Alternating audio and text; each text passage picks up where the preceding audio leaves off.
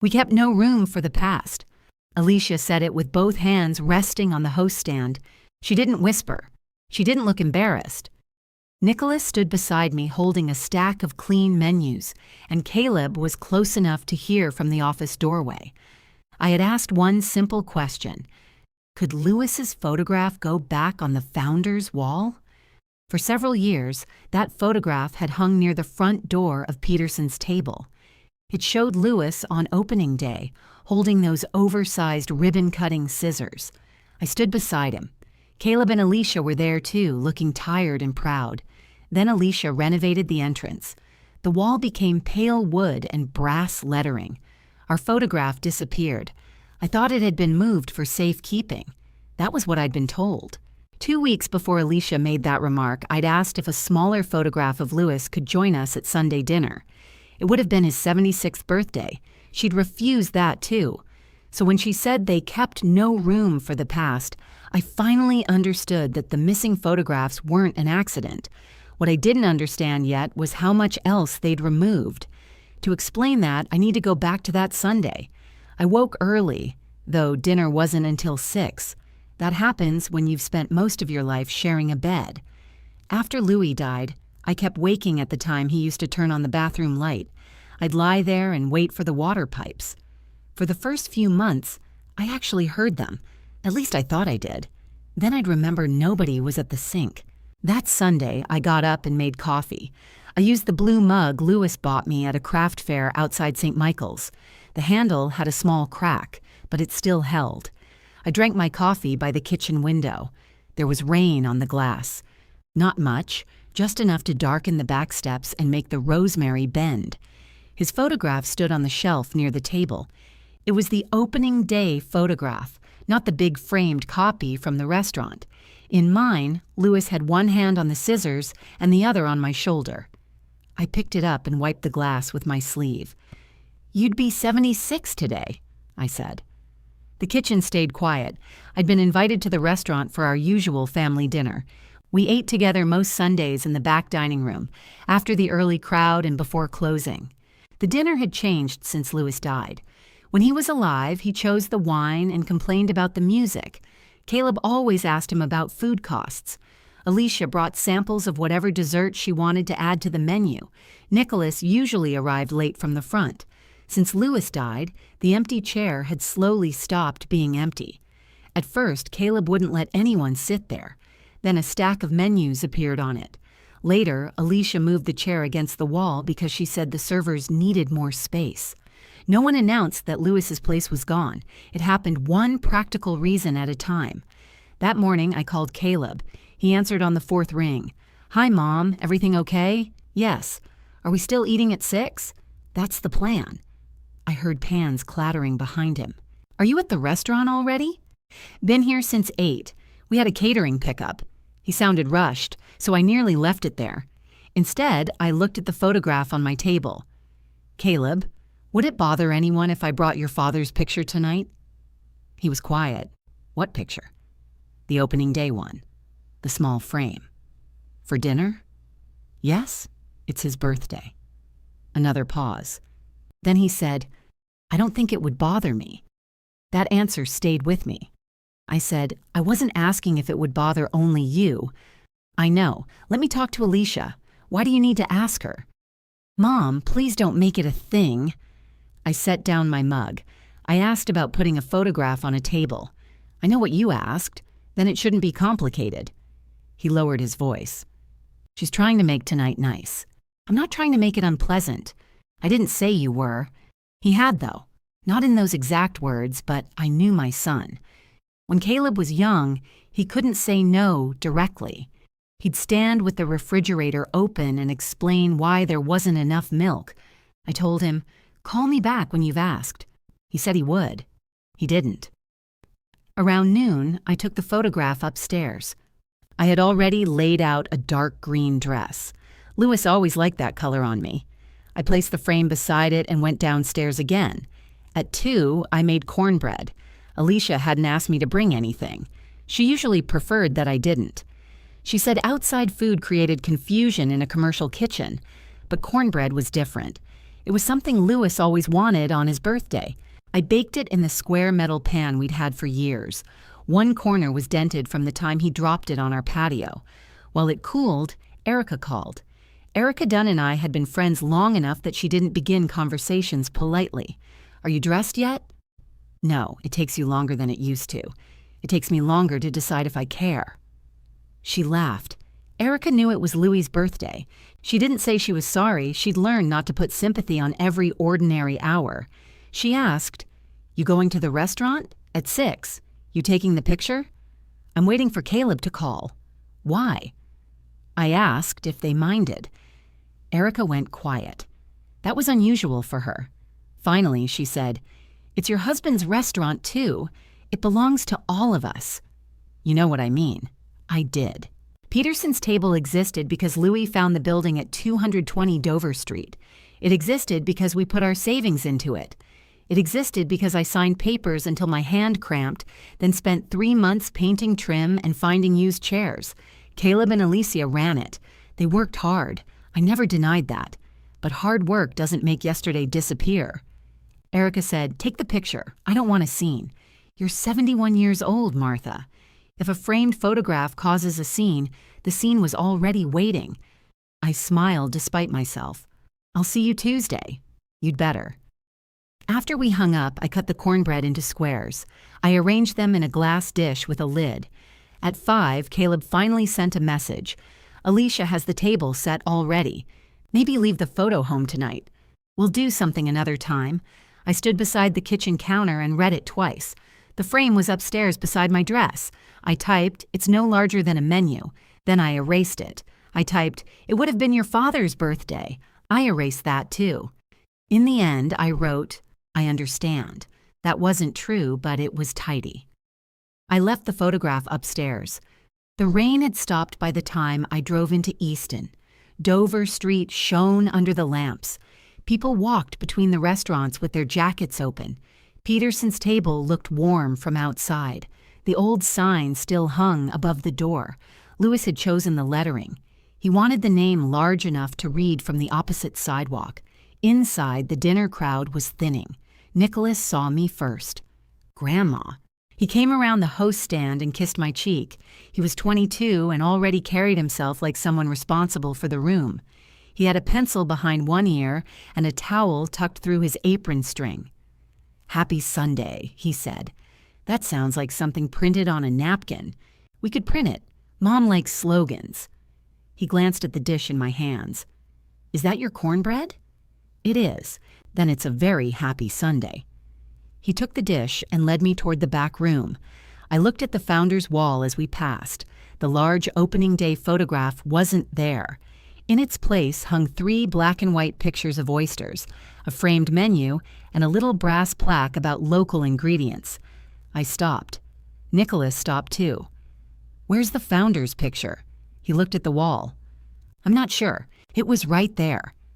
"I know." "When did it come down?" "During the refresh, I think." "What refresh?" "The front entrance. A couple months ago." Nobody had mentioned it. I stepped closer to the wall. I could see 2 filled screw holes beneath the oyster picture. Where did they put it? I can find out. Alicia came from the dining room carrying a wine bottle. She wore the expression she used when a customer complained about a reservation. "Martha, you're here." "Yes." Her eyes moved to the wall, then to Nicholas. She understood what we were discussing. I asked, "Where's the opening day photograph?" "We put it in storage." "Why?" The entrance was cluttered. It was one picture. There were several old pieces. That was the founder's wall. She shifted the bottle to her other hand. It still is. We're just telling the story differently. I looked again. The framed menu listed the opening year. The plaque praised local farms. None of it named Louis. Differently how? Alicia smiled, but only with her mouth. "Martha, people don't want a family scrapbook when they walk in. They want to know what we serve." Nicholas said, "I can get the picture." She turned toward him. "Please check table 12. They already paid." Then help close the patio. He stayed where he was for 1 second too long. Then he handed her the cornbread and walked away. Alicia looked at the glass dish. "What's this?" "Lewis's birthday cornbread." "Oh." That was all she said. Caleb appeared behind her. "Mom, hey." He hugged me quickly. I could smell the kitchen on his shirt. I asked, "Did you know the photograph was gone?" He glanced at Alicia. "I knew they changed the wall." "That isn't what I asked." "Mom, we're in the middle of service." "So you did know," Alicia said.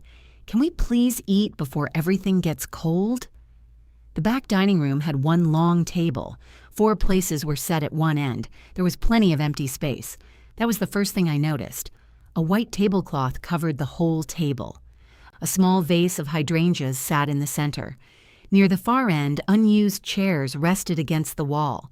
My photograph could have fit beside the flowers. It could have fit between the salt and pepper. It could have fit anywhere. I sat down without mentioning it.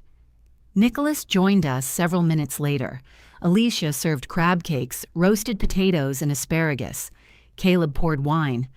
Nobody said Lewis's name. I waited. I thought perhaps Caleb had arranged something. Maybe dessert would come with a candle. Maybe he would make a small toast. Instead, he talked about a new reservation system. Alicia spoke about replacing the patio awning. Nicholas asked me if my sink was still leaking. "It's fixed," I said.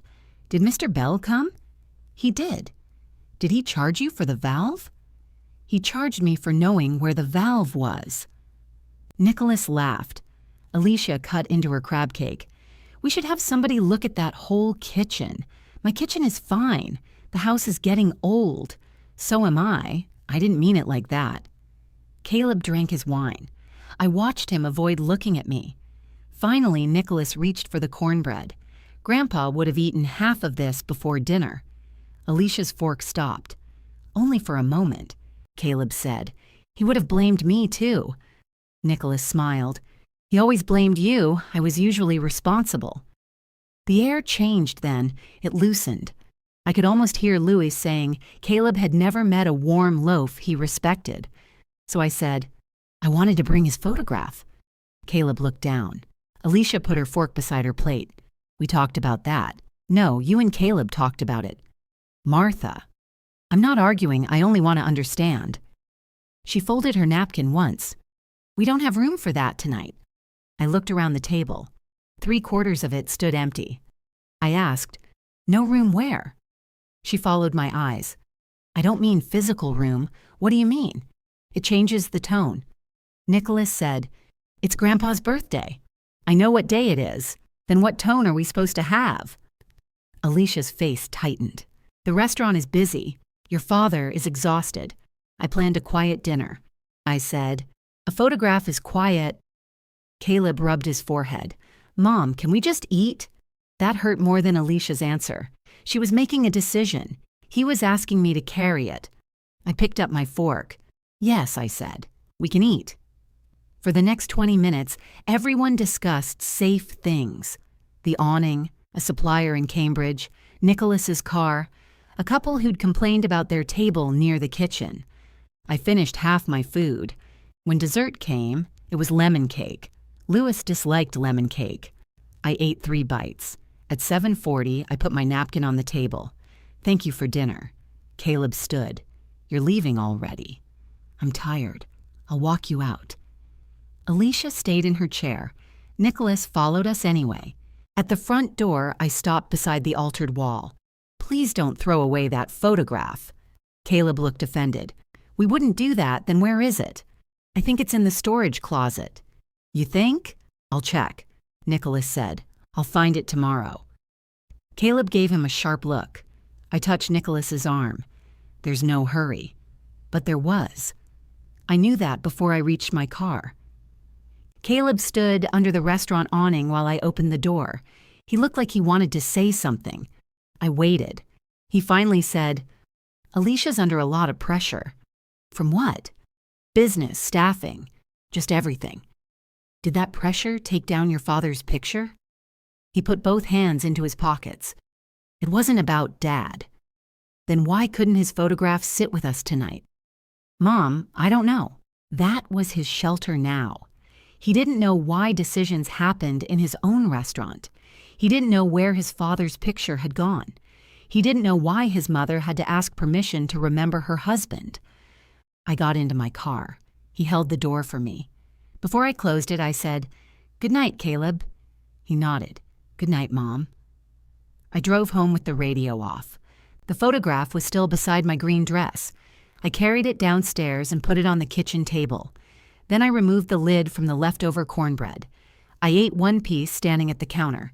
The house was so quiet I heard the refrigerator switch off. I didn't cry. I washed the glass dish. I dried it. I put it away. Then I sat across from Louis's picture. "They didn't have room for you," I said.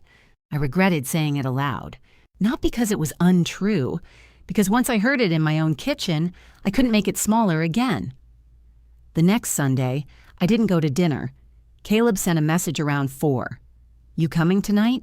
I replied, "Not tonight." He sent a thumbs up.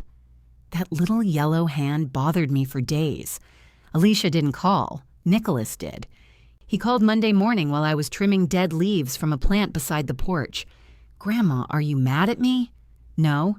You didn't come last night. I stayed home. Dad said you were tired. Your father says many useful things." Nicholas was quiet. Then he said, "I found the picture." I set down my clippers. "Where?" "In the closet by the office." "Was it covered?" "It was in a box." "With what?" "Old menus. Some framed reviews. Grandpa's brass nameplate." I sat on the porch step. The concrete felt cold through my skirt. "His nameplate too?" "Yeah." "Where was that?" "By the register, I think." It had been beside the register since opening day. Louis used to tap it whenever he came in, as if checking that he still belonged there. I asked, "Did your mother tell you to box those things?" "No. I wasn't working the morning they changed it. Does she know you found them?" "I don't think so. Leave everything where it is." "But don't you want the picture?" "I do. Just don't move it yet." That answer surprised both of us. Nicholas said, "Okay, please don't discuss this with your parents." He paused. "Grandma, what's going on?" "I don't know yet." That was the truth. I spent the week doing ordinary things. On Tuesday, Erica and I went to the farmer's market. On Wednesday, I had my hair cut. On Thursday, I changed the shelf paper beneath the kitchen sink. But I kept thinking about that box, the photograph, the menus, Louis's nameplate. Those weren't random decorations. They all told the same part of the restaurant's history. The following Sunday, I went back. I arrived early before the dinner rush ended. Alicia was speaking with 2 people near the host stand. She had floor plans spread across a small table. When she saw me, she covered 1 page with a leather folder. "This isn't a good time. I'm early. We have people here. I can wait in the back." Caleb came from the office. "Mom, we weren't sure you were coming. I said I'd be here." He looked toward Alicia. The 2 visitors gathered their papers. One of them shook Caleb's hand and said, "We'll see you at Founders Night." Alicia walked them to the door. I asked Caleb, "Who were they?" "Business people." "What kind of business?" "Nothing settled." He kissed my cheek and started toward the kitchen. I said, "Before dinner, I want to ask you both something." He stopped. Alicia returned. "What is it?" she asked. I stood beside the wall where our picture used to hang. "I'd like the original opening day photograph put back here." Her expression didn't change. "Why?" "Because this is the founder's wall. We've already discussed the redesign." "No, you informed me of it." "Martha, we're trying to move forward. You can move forward with 1 photograph behind you." Caleb said, "Maybe we can find another spot. This is its spot." Alicia crossed her arms. Nicholas came from the dining room carrying menus. He slowed when he saw us. I kept my voice even. "Louis helped found this restaurant. His photograph hung here for years. I'm asking formally now. Please return it." Alicia looked at me. Then she said, "We kept no room for the past." The room went still. Nicholas lowered the menus. I asked, "You kept no room?" "That's not what I meant. It's exactly what you said. I mean, the brand can't stay stuck in old family history." Caleb stood near the office doorway. He said nothing. I looked at my son. Do you agree with her? He rubbed the back of his neck. Mom, this isn't the place. This is precisely the place. Alicia picked up the leather folder. We have a dinner to run. I nodded. Yes, you do. I left before anyone could offer me a plate. Caleb called that night at 9:15. His voice broke as soon as I answered. Mom, I'm sorry. I sat at the kitchen table with Lewis's photograph in front of me. For what? For Alicia's tone.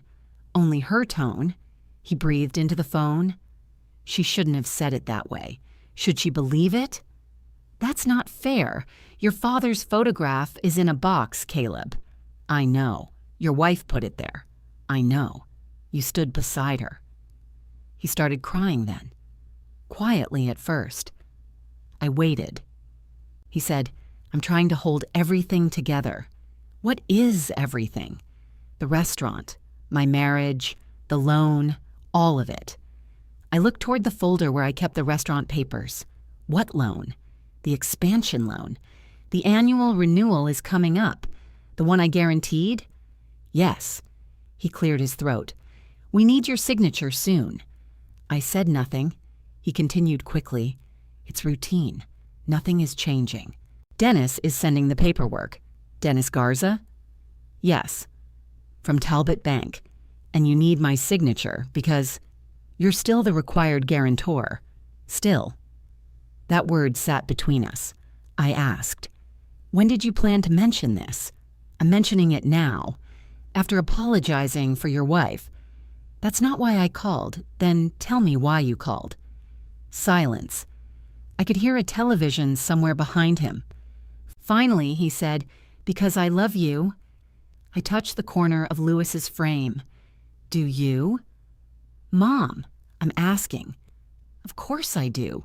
Then why is my husband in a box while my name stays on your debt? He began crying again. I let him. When he settled, he said, please don't do anything while you're upset. I haven't done anything. The renewal has a deadline. Send me the papers. You'll sign them. I said send them. He exhaled. Alicia thinks you might use this to punish us. Does she? She's scared. Of losing the loan? Yes. Not of losing me? He didn't answer. I told him good night and ended the call. Then I opened the cabinet beside my desk. Inside was my copy of the operating agreement from 2016. Louis and I had signed it when Peterson's table began. I knew what I owned, 55%. The controlling share. After Louis died, his part passed to me automatically. Nobody had disputed it. Caleb knew it. Alicia knew it. I also knew what I'd guaranteed. $310,000 signed the year after Louis died because Caleb said the restaurant needed breathing room. I took out the agreement and placed it beside the photograph. For the first time, I saw the whole arrangement sitting on one table. Louis had been removed from their wall. I had been removed from their story. But my ownership remained useful. My signature remained useful. My house and savings remained useful. I found a yellow notepad and wrote 3 questions. Where is the photograph? Why is the loan renewal urgent? Who are the visitors at the restaurant? Then I added one more. What did they think I'm there for? On Tuesday morning, I put the operating agreement into a folder, left the unsigned side of my desk completely clear, and drove to meet Erica. Erica was already waiting outside the bakery. She had bought 2 coffees and 1 blueberry muffin. That was her way of pretending she didn't want an entire muffin. You brought paperwork, she said. I did. Then this isn't a cheerful visit. We've had cheerful visits. Several. You just weren't paying attention. We took our usual bench near the courthouse. The morning was cool, and delivery trucks kept passing on Washington Street. Erica handed me a coffee. I put the folder between us. Caleb called last night. About the photograph? He apologized for Alicia's tone. Only the tone? That's what I asked. Erica pulled the muffin apart. And? He needs me to renew the restaurant's loan guarantee. Her hand stopped. During the same call? Yes. That boy has terrible timing. I don't think it was timing. She looked at me. I told her about the 2 visitors. I told her about the covered floor plans and the reference to Founders Night. Then I showed her the questions on my notepad. Erica read them slowly. "What do they think I'm there for?" she said. "That's the one I keep coming back to." She closed the notepad. "What do you think?" "I think I'm family when something needs signing." "That's not what I asked." I looked toward the courthouse entrance. A man was holding the door for a woman with a box of files. She thanked him and hurried inside.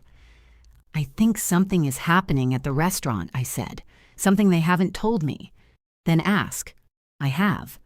"No, you've asked people who benefit from not answering." I took a sip of coffee. It had gone lukewarm already. Erica nodded toward the folder. "Is that the agreement? My copy. Do you understand it?" "I understood it when we signed. That was 10 years ago." "I'm aware." "Then make sure you still understand it." I knew who she meant. Ralph Morales had drafted the papers when we formed the company. He'd also helped settle Lewis's estate. Ralph didn't make ordinary conversation sound urgent. He could tell you the building was on fire in the same tone he used to ask whether you wanted cream. I said, "I don't want to turn this into a legal fight. Looking at your own papers isn't a legal fight.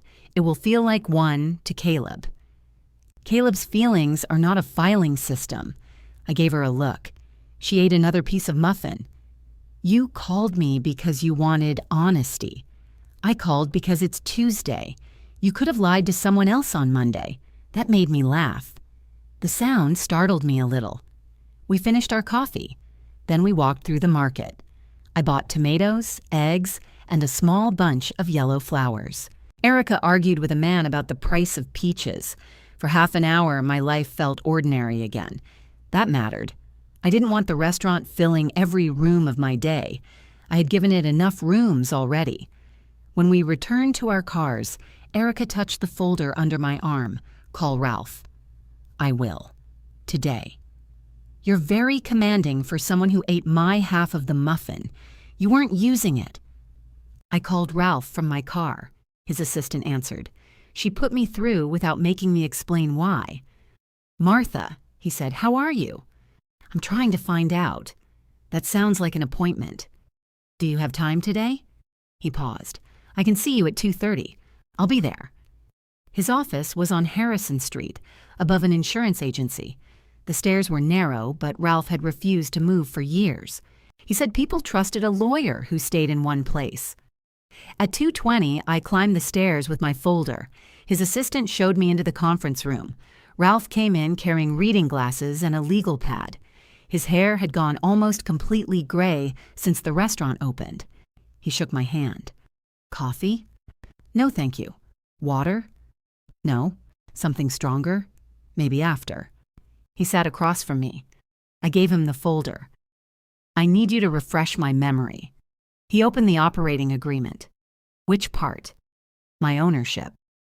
He glanced up, but he didn't ask why. He turned several pages. "When the company was formed in 2016, you and Louie held the Class A membership together, 55%, and Caleb and Alicia, 45% Class B. They were designated managing members because they ran daily operations. I remember that. When Lewis died, his interest passed to you. That succession was written into the agreement. There was no probate issue with it." "Correct." "The company recognized the transfer immediately. You became the sole Class A member. And I still control 55%? "Yes." He answered without hesitation. I waited. Ralph noticed. "What were you expecting me to say?" "I don't know. That's why you're here." "Yes." He pushed the agreement slightly toward me. "Nothing in these papers changed when Lewis died except who held the Class A interest. You now hold it alone. Caleb and Alicia run the restaurant. They manage it. What's the difference? They make ordinary operating decisions. Staffing, vendors, menu prices, scheduling. You hold the controlling ownership interest, so they can change a wall." "Yes." "Can they change the history?" He took off his glasses. "That sounds like the part you haven't told me." I explained the birthday dinner. I told him what Alicia said beside the founder's wall. I kept my voice steady until I mentioned Lewis's brass nameplate in the storage box. Then I had to stop. Ralph waited. He didn't reach for my hand or tell me to take my time. I appreciated that. I looked down at the yellow flowers beside my chair. "I'm sorry," I said. "There's nothing to apologize for." I continued. I told him about Caleb's call. I told him the loan guarantee needed renewal. I told him about the visitors and the covered floor plans. Ralph put his glasses back on. "Have you received the renewal documents?" "Not yet." "Did Caleb give you a deadline?" "No." "He said soon. Did he explain whether the loan terms changed?" "No."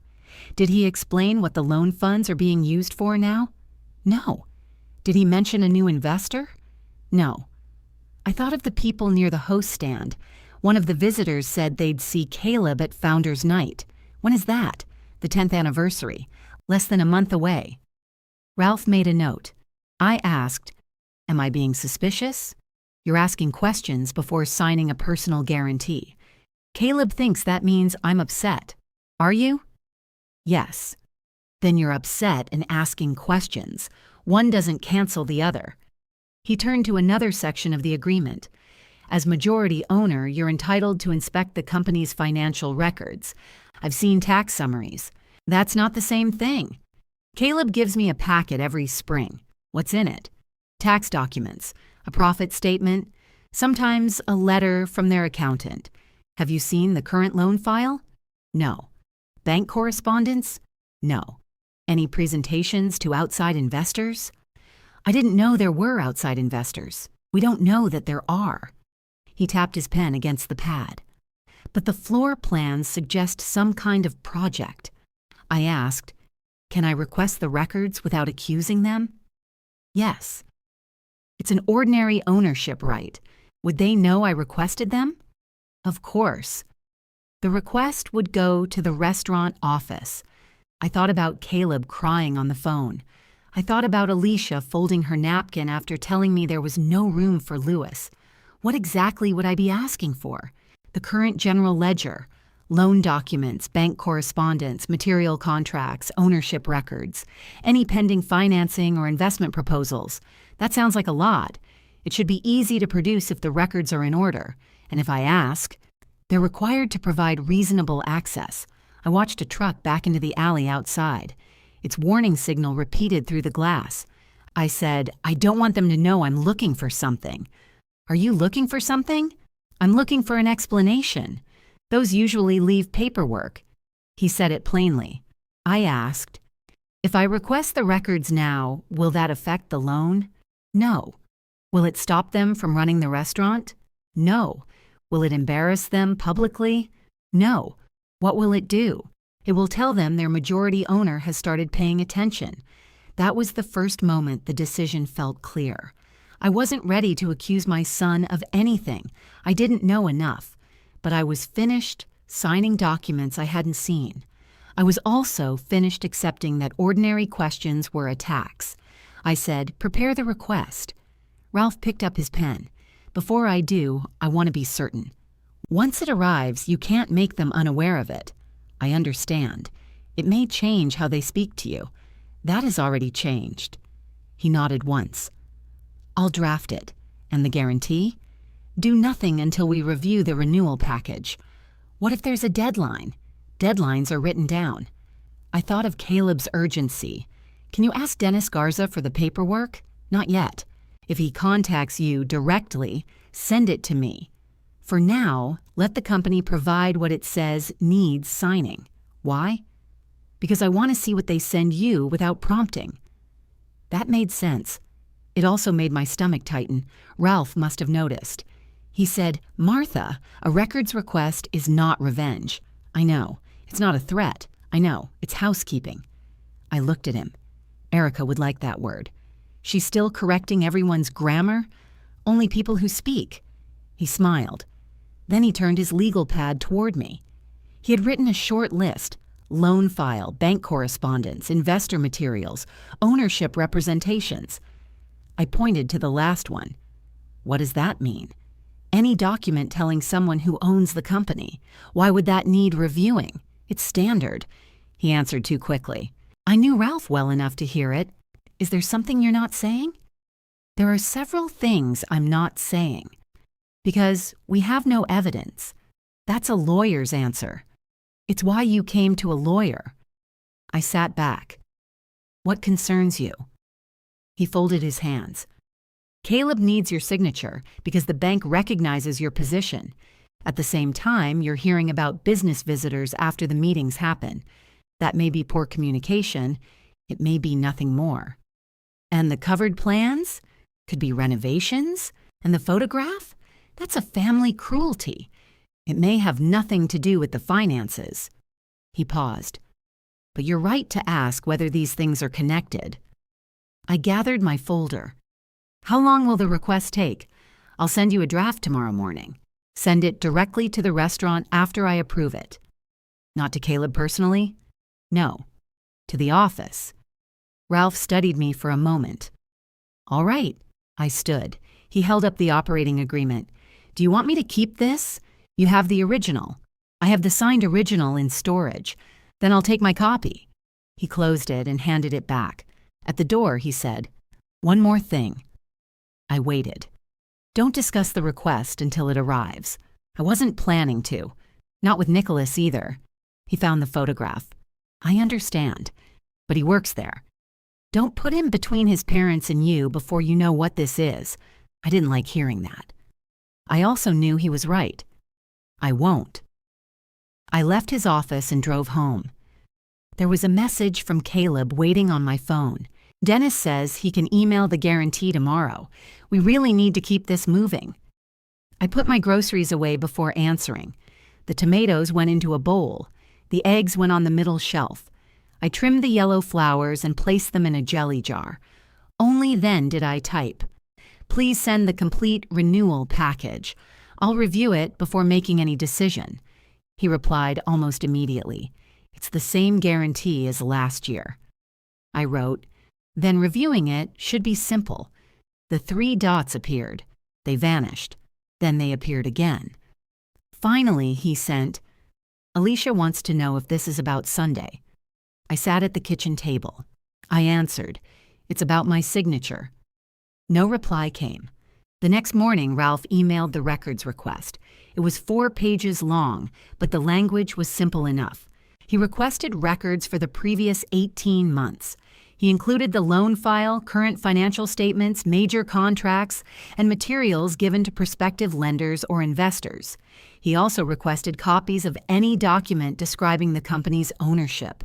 I read that line 3 times. Then I called him. Why 18 months? Long enough to show what led to the current renewal. Why not 3 years? Because we're inspecting, not fishing. And if something is missing, we ask for it. I ran my finger along the edge of the folder. Send it. Are you sure? Yes, I'll copy you. At 11:42, the formal request went to the restaurant office. Ralph also sent it by certified mail, though he said email counted under the agreement. I printed my copy. I placed it in the folder with the operating agreement.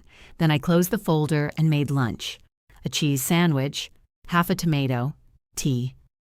I had taken 2 bites when my phone rang. Alicia's name appeared. I let it ring once more before answering. Martha, what did you send to our office? I didn't send it. Ralph did. I know who sent the email. Why did you ask him to send it? I want to review the company records. Why? Because I own the company. You own part of it. I own 55%. She went silent. I could hear a door close on her end. Then she lowered her voice. Caleb said you were upset, but I didn't think you'd involve an attorney. Ralph wrote the agreement. That doesn't answer me. I asked for records I'm entitled to see. You've never needed them before. I need them now. Because of a photograph? No. Then because I hurt your feelings? I set down my sandwich. This is why I used Ralph. What does that mean? It means I don't intend to argue about whether my feelings permit me to inspect my own business. It's our business too. Yes, we run it every day. Yes, we have employees depending on us. I know. Then why would you create panic in the middle of everything? I looked at the clock. The request had been in their office less than 30 minutes. What is everything? I asked. She didn't answer. I waited. Finally, she said, "The anniversary, the loan, normal restaurant pressure. Then the records will show normal restaurant business." Her breathing changed. Not much, but I heard it. "You don't understand how disruptive this is. Sending documents is disruptive? We'd have to pull files. Our accountant would need to get involved. Caleb doesn't have time for this. The agreement gives you 10 business days. You've read it?" I signed it. She was quiet again. Then she said, "Did Ralph tell you to do this?" "No." I told Ralph. That answer seemed to unsettle her more than anything else. She tried a softer voice. "Martha, I think we should talk face to face. We can. Without lawyers. Ralph won't be at my kitchen table. Tonight? I'm busy tonight." It wasn't a lie. Erica and I were attending a library program. "Tomorrow, then, at 3. I'll come to the house." "That's fine." She exhaled. "Please don't sign anything else before we talk." I looked at the blank place on my desk. I haven't been given anything to sign, you know what I mean. "No, Alicia." I'm starting to notice that I often don't. After we hung up, I returned to my lunch. The bread had gone damp beneath the tomato. I ate it anyway. At 1:15, Caleb called. I answered. "Mom, can you withdraw the request?" "No." "Why not?" "Because I made it." "You're treating us like criminals." "I asked for the books." Alicia is beside herself. "I just spoke with her. She thinks you're trying to stop the loan." "I haven't seen the loan. It keeps the restaurant running." "Then send it. There are things in motion right now." "What things?" He didn't answer. That was the small confirmation I needed. Not proof, not even close. But something was in motion. Both of them knew it. Neither wanted to name it. I picked up my yellow notepad. "Caleb, who are the visitors on Sunday?" "What visitors?" "The people with the floor plans. He took too long. Consultants." "For what?" "Growth." "What kind of growth?" "We're exploring options. Using the restaurant?" "Of course using the restaurant. Using my ownership?" His voice sharpened. "Why are you talking like that?" "Because you won't answer plainly." "Nothing is final." That wasn't my question. "Mom, I have to go. Send the records." He ended the call without saying goodbye. I opened my notebook and wrote the time. Then I wrote his exact words. "There are things in motion right now." Under that, I wrote one more line. "They're not frightened by my anger. They're frightened by my attention." At 3 the next afternoon, Alicia's car pulled into my driveway. She stayed inside it for several minutes. I watched from the front window while she looked at her phone. Then she placed it face down on the passenger seat and got out. She carried a white bakery box. When I opened the door, she held it toward me. "I brought those almond cookies you like." That was thoughtful. "I wasn't sure if you had coffee." "I always have coffee." She followed me into the kitchen. I put the bakery box beside the sink. I didn't open it. Alicia looked at Lewis's photograph on the table.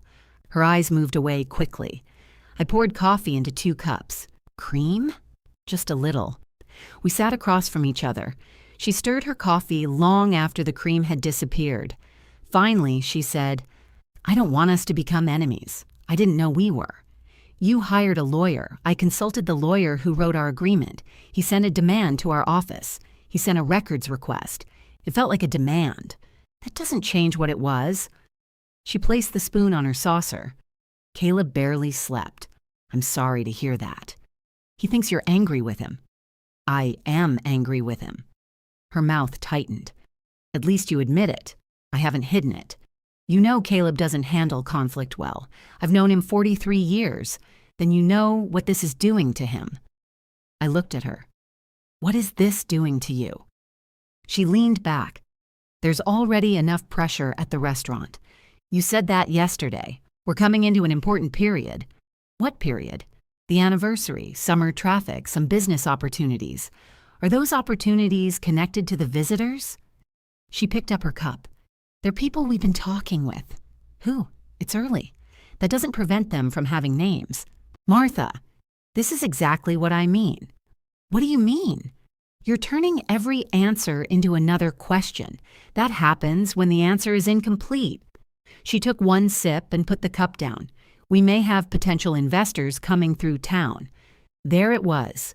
Not a name, not an amount, but more than Caleb had said. I asked, investors in what? The restaurant. Peterson Kitchen Holdings? In the concept. What does that mean? It means we're exploring growth, more tables, possibly more locations. I kept my hands around my cup. How long have you been exploring this? Not long. Months? She didn't answer. A year?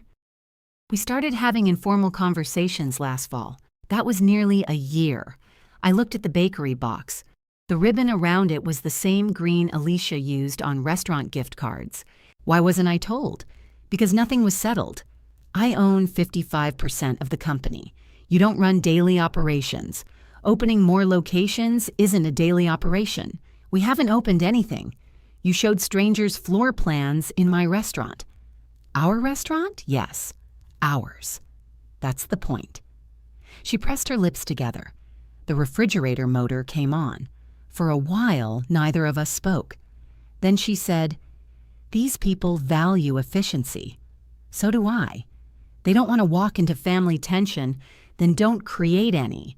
That's not fair." Which part? You know this started because of the picture. No. The picture showed me something. It didn't create it. She glanced at Louis again. I respected Louis. You removed his nameplate. It was old-fashioned.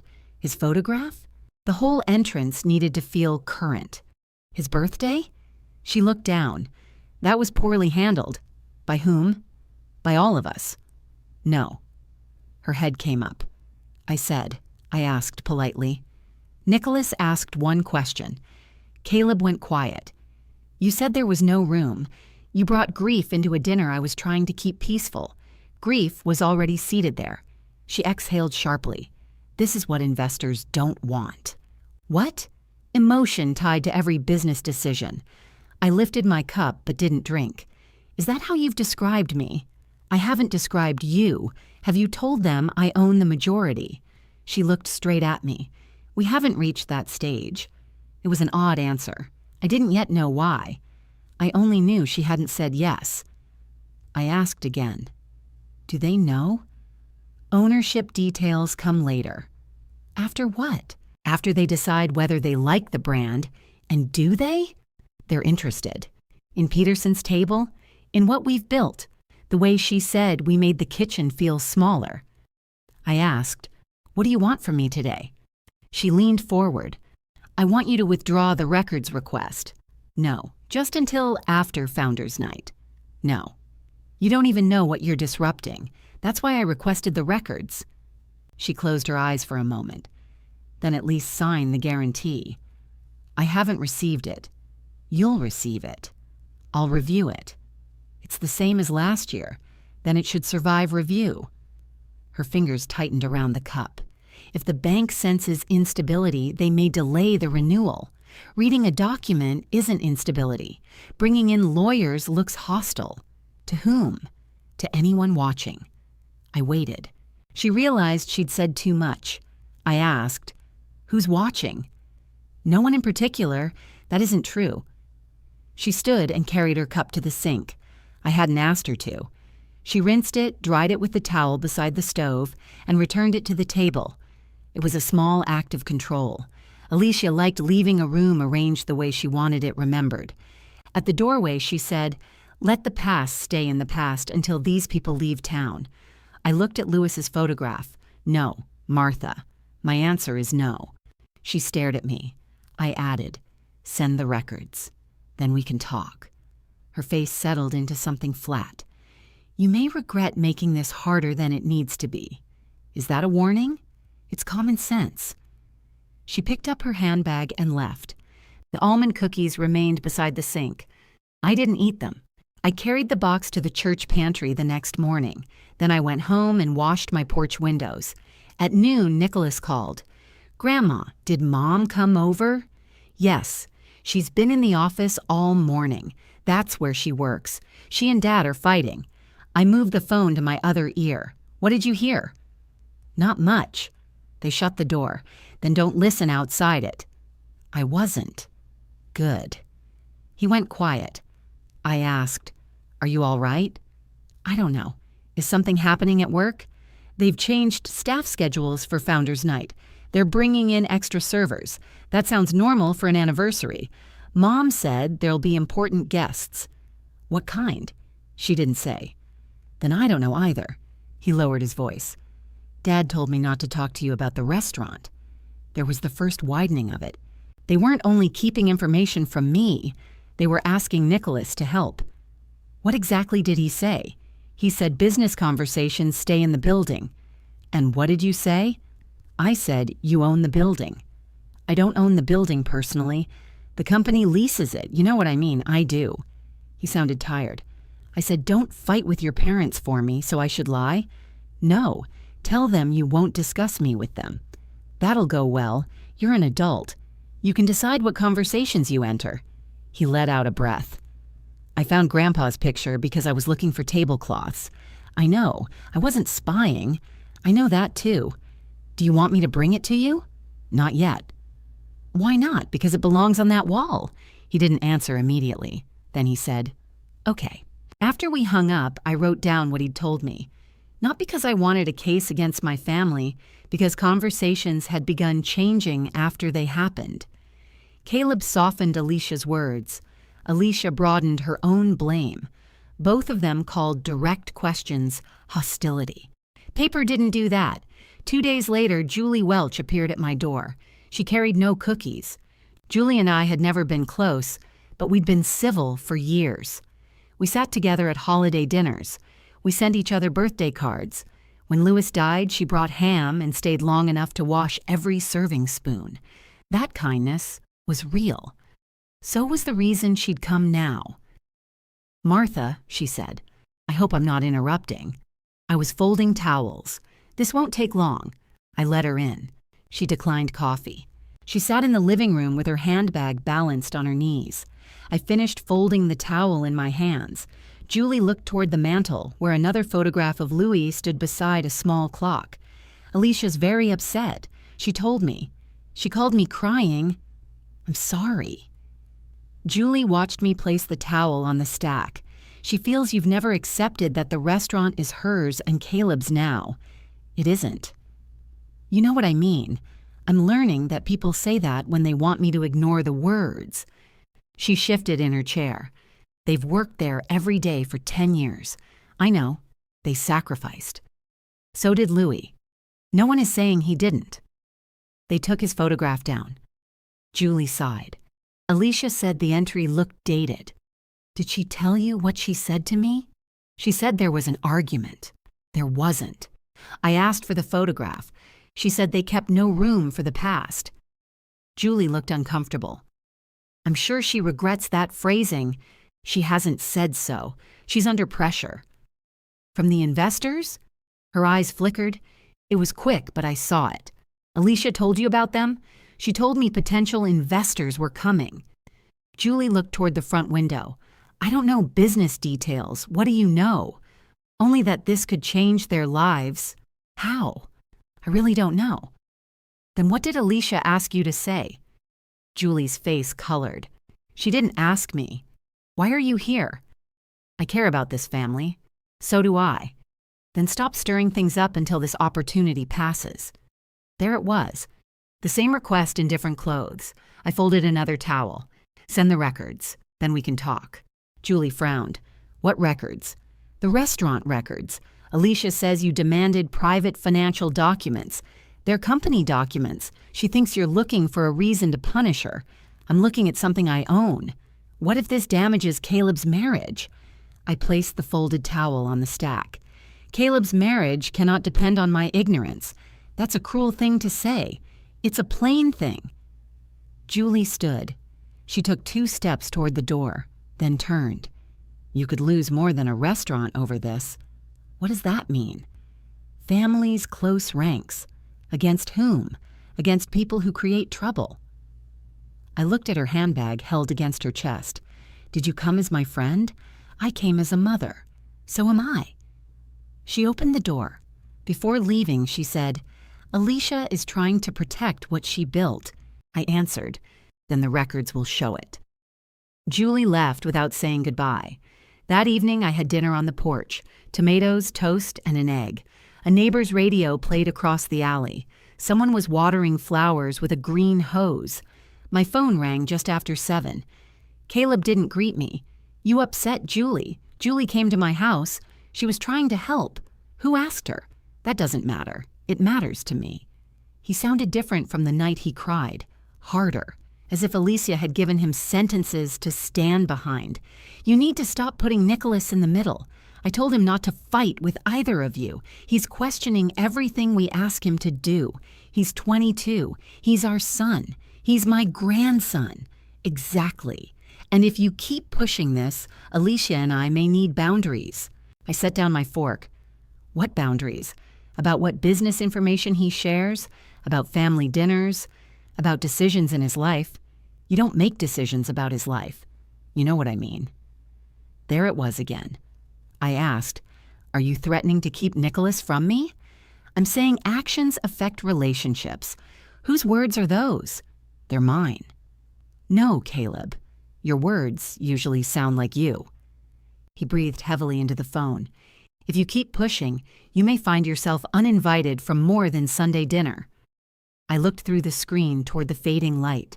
"And if I sign?" "What?" "If I sign the guarantee and withdraw the request, am I family again? That's not what this is." "Then answer."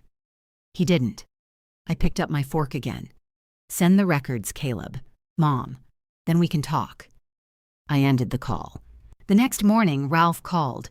"They've responded," he said. "That was quick. They're providing access through a secure folder. Some paper records will come by courier. All of them? We won't know until we review what's there. Can you review them? I can review the agreements. I want an accountant for the books. Someone local? I have someone in mind. Heather Chan. Does she know the restaurant? She knows restaurant accounting. She'll work for you, not the company. When can she start? This afternoon, if you authorize it."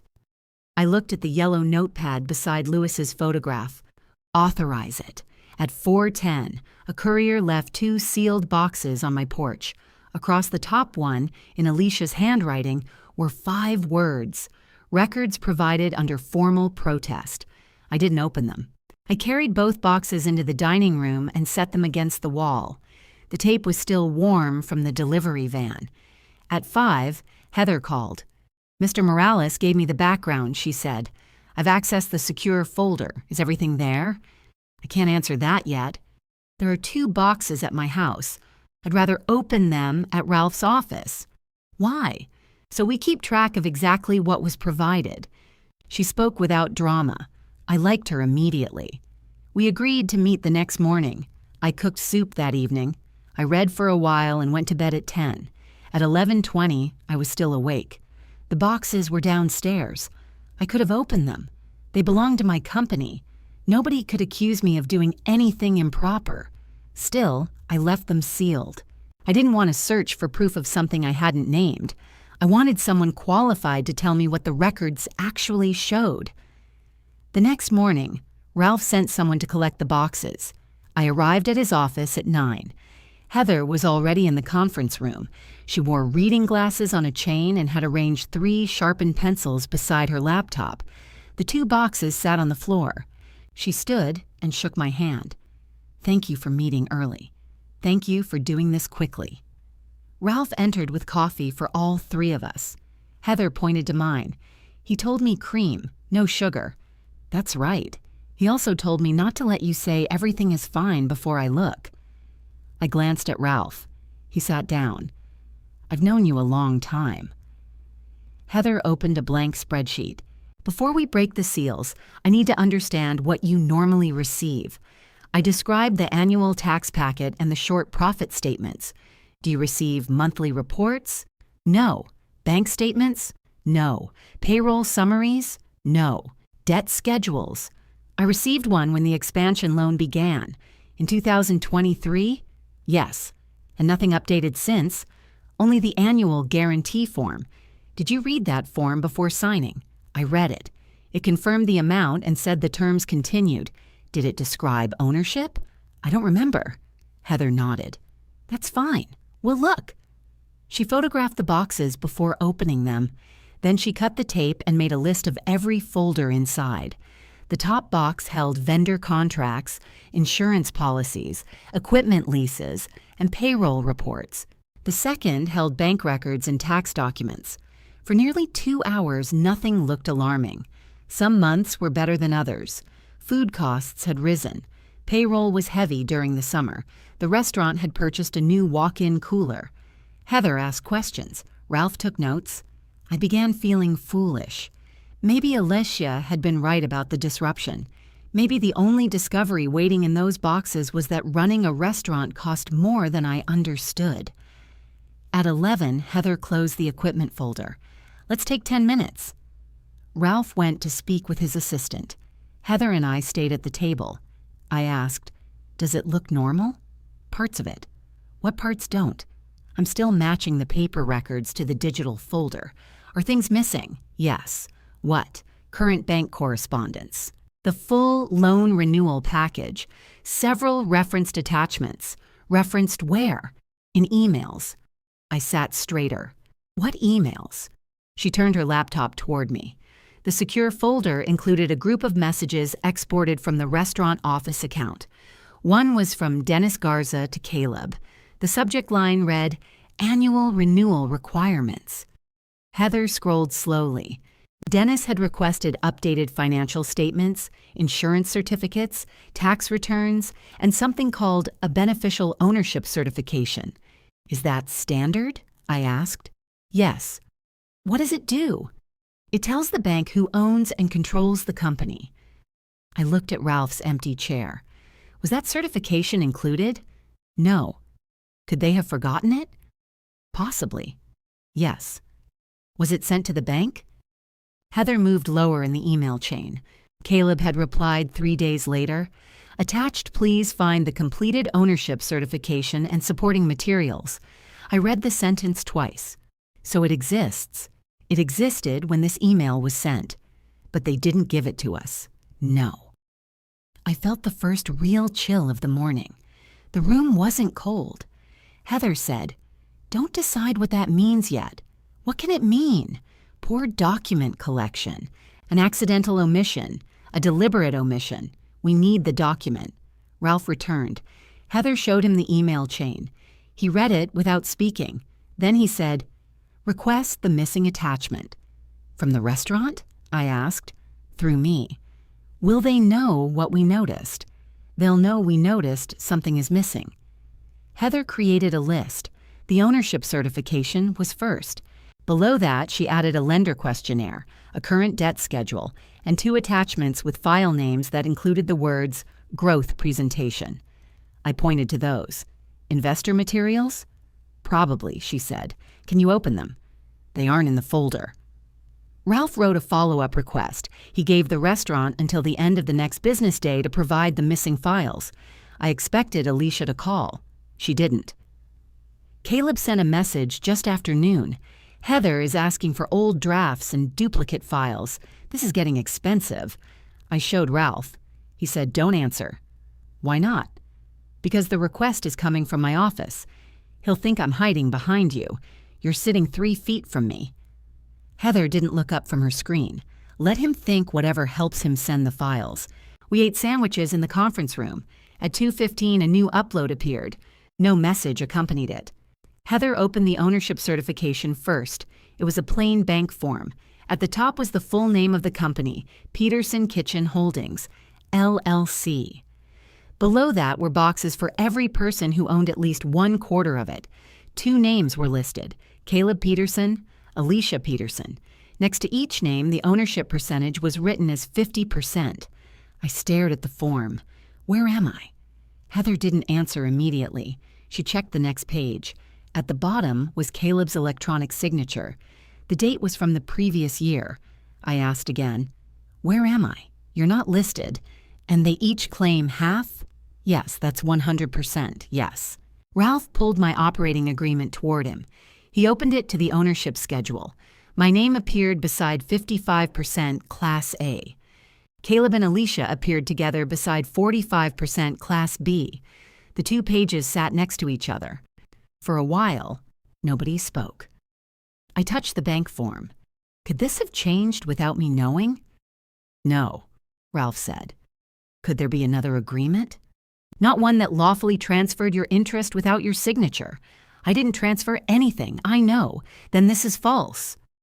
Ralph chose his words carefully. It does not match the signed operating agreement. Caleb signed it. Yes. Did Dennis see it? It was sent to him. Does Dennis know it's wrong? We have no reason to think he does. I looked at the date again. The certification had been submitted the previous year, long before I asked about Lewis's photograph, long before the argument at the founder's wall. This wasn't a frightened response to my anger. It had started while I was still attending Sunday dinners and signing forms. Heather opened the lender questionnaire. The same ownership description appeared there. Privately held by Caleb and Alicia Peterson. I pointed at the sentence. Privately held by them. Yes. Not managed by them. No. Owned. Yes. My coffee sat untouched near my hand. A thin skin had formed across the top. I asked, would the bank have required my guarantee if it thought I didn't own the company? Ralph answered, it may have required you for other financial reasons, but the original guarantee specifically identified you as majority owner. So the bank has one paper saying I own the majority and another saying I own nothing. That appears to be the situation. And Dennis hasn't noticed? We don't know what Dennis has reviewed personally. Heather said, large loan files collect documents over time. People often rely on the newest certification unless something forces a comparison, such as a renewal? Yes. I thought of Caleb saying the guarantee needed to keep moving. Would my new signature cover the old information? No, Ralph said, but it might allow the renewal process to continue without anyone revisiting the ownership structure closely. Might? Martha, we need facts before we decide intent. I understood why he kept saying that. I also understood what was on the table. My son had signed his name beneath a false statement. Heather opened the first growth presentation. It was a polished slide deck with photographs of the dining room, plated food, and the front entrance. The title page read, A Modern Eastern Shore. Dining Concept. The name Peterson's Table appeared in small letters at the bottom. Heather clicked forward.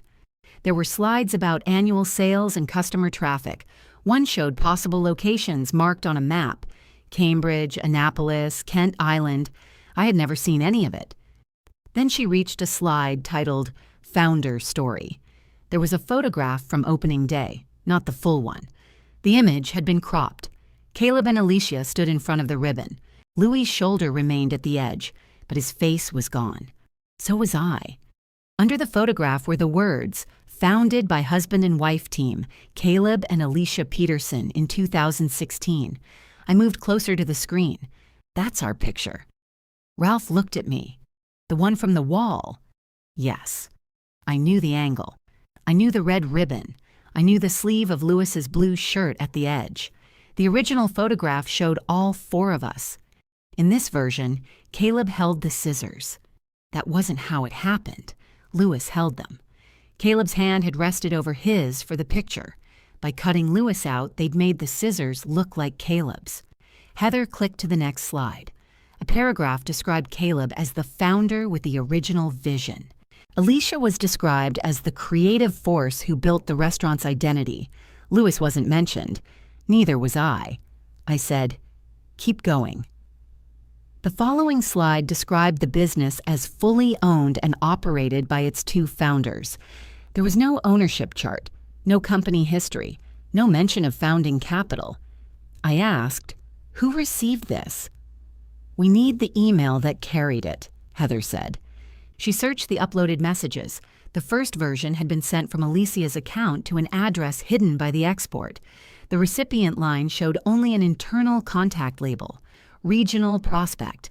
The message said, attached is the clean founder presentation we discussed.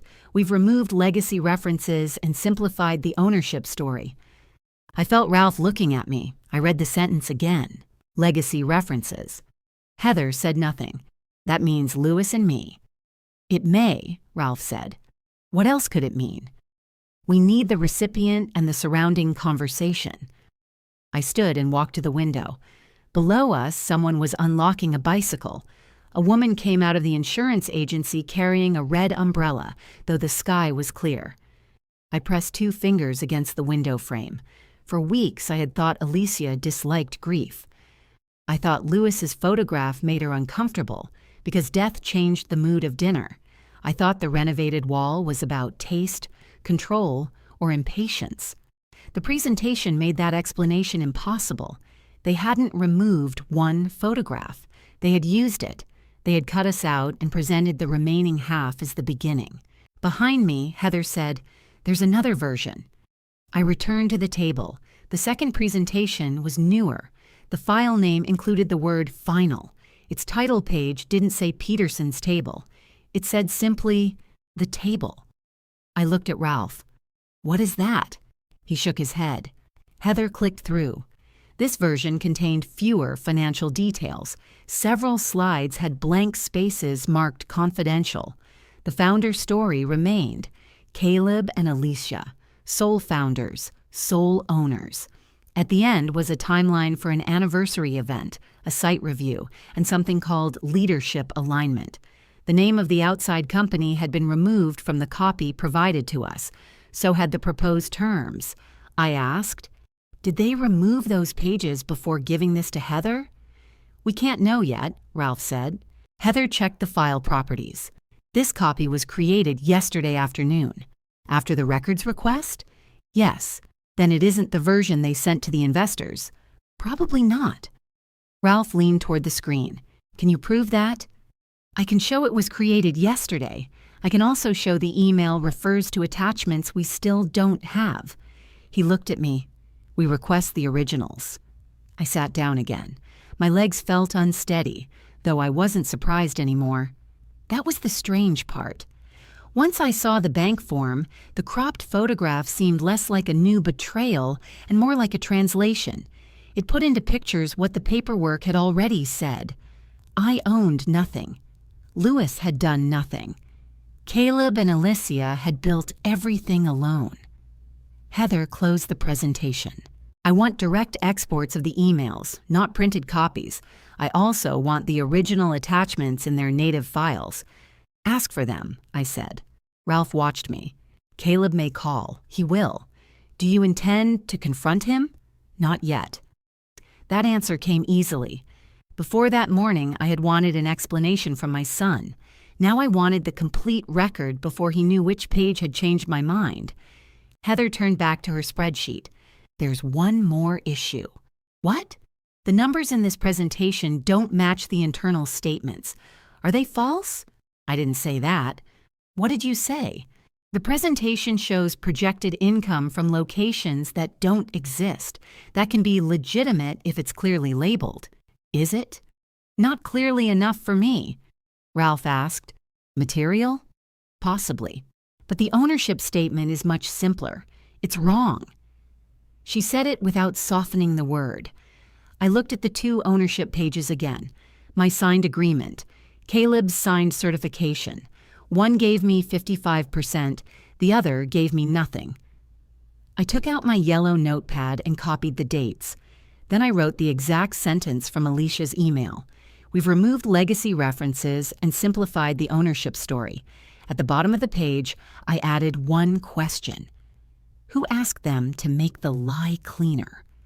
Heather was still studying the file list. After several minutes, she turned her laptop toward Ralph.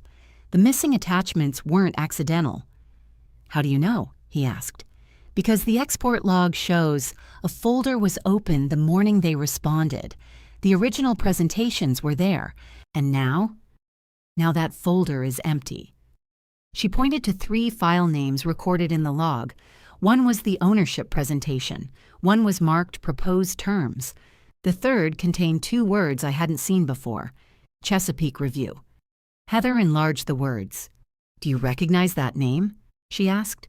"No." Ralph wrote it down. Could be a company. Could be an internal project name. Heather searched the email export. The word Chesapeake appeared 6 times. 4 messages had missing attachments. 2 referred to scheduling calls with someone named Andrew. Only 1 included a last name, Andrew Bush. I copied it onto my notepad. Ralph said, "Don't contact him. I wasn't planning to.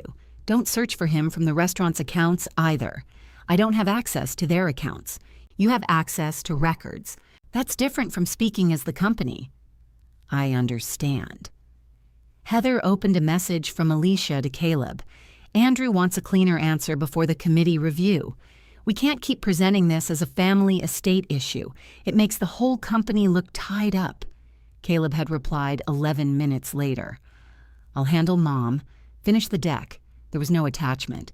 I read the exchange twice. "When was this?" 6 months ago, Heather said. 6 months ago, Caleb had brought dinner to my house after I caught a cold. He'd sat at my kitchen table and complained about the price of crab meat. He hadn't mentioned an investment committee.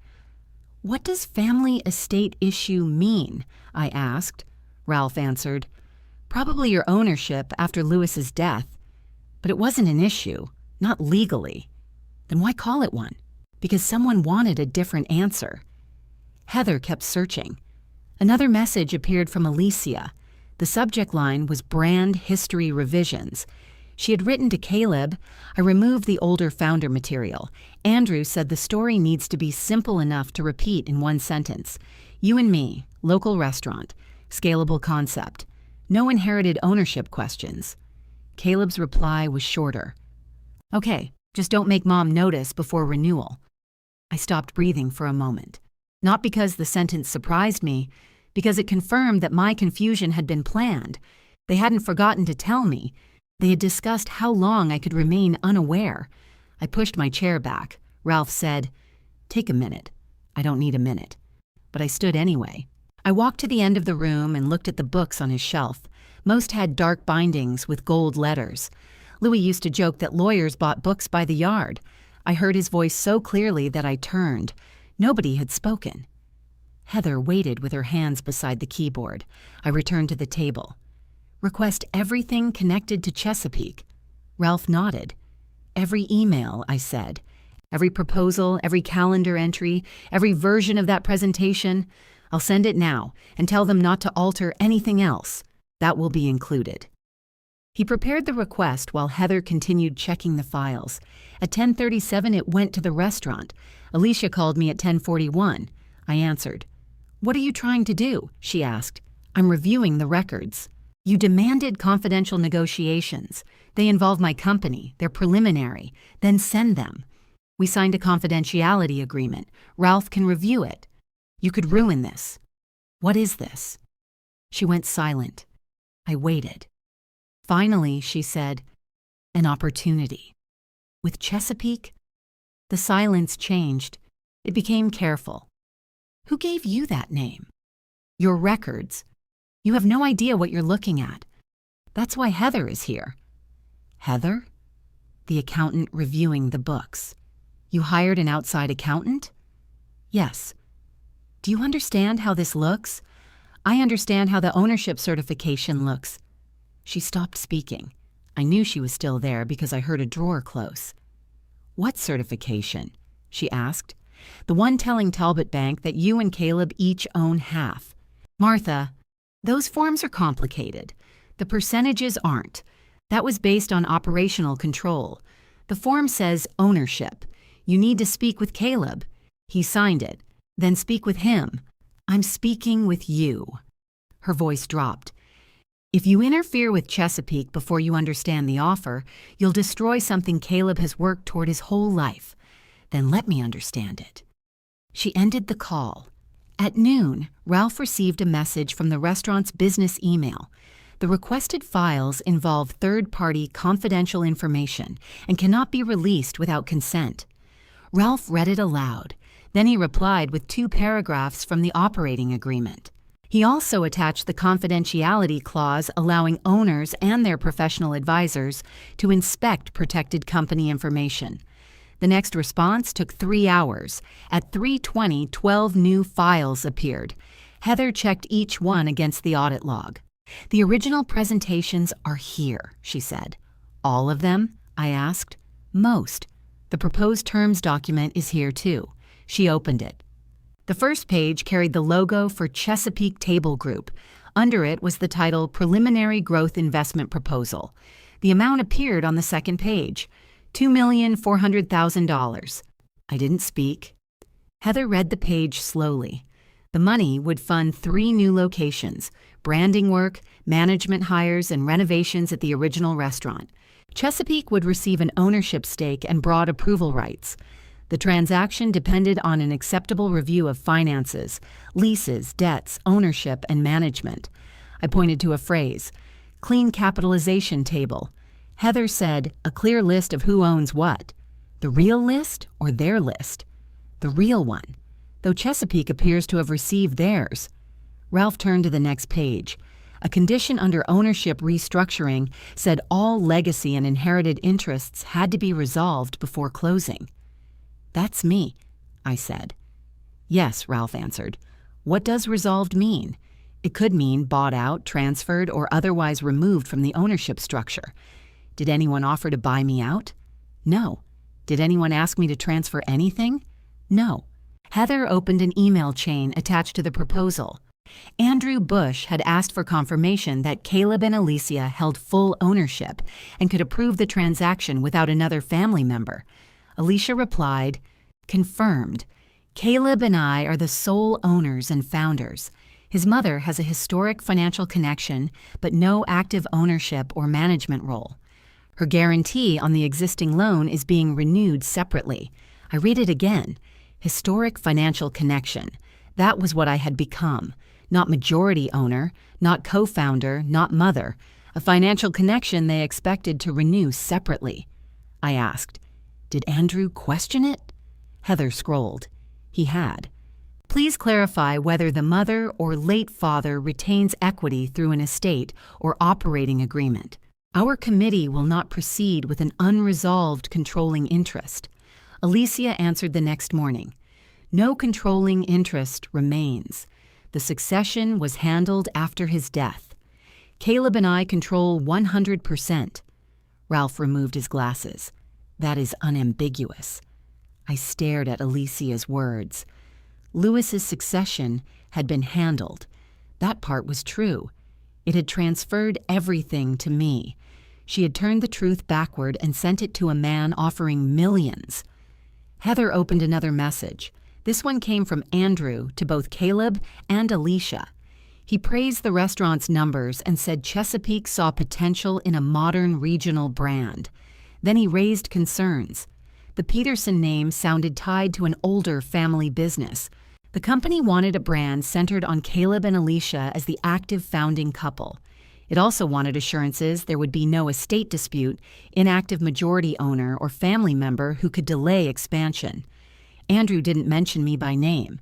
He didn't know I existed as an owner. He was describing risks based on what they had told him. Alicia replied, we agree. The original location is already being updated. Legacy photographs and older founder references have been removed. We are moving toward the table as the expansion name, the founder's wall, Lewis's nameplate, the cropped picture, the sign on the newer presentation. Every piece joined the next. I had thought Alicia removed Lewis because she didn't want grief at dinner. She removed him because Chesapeake wanted a story it could sell. A husband and wife built a charming restaurant from nothing. They modernized it. They expanded it. They carried the same simple story into every new town. Louis complicated that story because he had founded the place. I complicated it because I still owned the majority. Our marriage didn't fit the brand they wanted centered on theirs. Ralph turned another page. A schedule listed work to complete before the site visit. Remove remaining legacy signage. Finalize revised exterior name. Confirm loan renewal. Prepare founder remarks. Obtain ownership certification. The site visit was scheduled for Founders Night. I looked at the date. They're bringing Chesapeake to the anniversary. Yes, Heather said. The important guests. Yes. And the people with the floor plans? Probably consultants connected to the expansion. I remembered Alicia covering the plans. She hadn't been hiding an idea. She'd been hiding a transaction already moving toward approval. Heather opened the financial model. The proposed investment would pay Chesapeake's development costs first.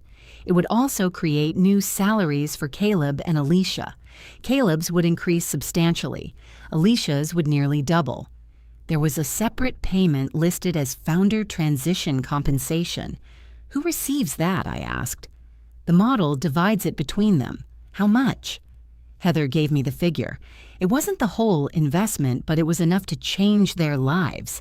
Enough to explain Julie's visit. Enough to explain Caleb's tears. Enough to explain why Alicia looked at one photograph and saw an obstacle. I asked, what happens to my share in their model? Heather found the ownership page after the transaction. Chesapeake held its proposed percentage. Caleb and Alicia divided the rest. My name did not appear. There's no buyout for me, I said. No. No payment? No. No acknowledgement that I exist? No.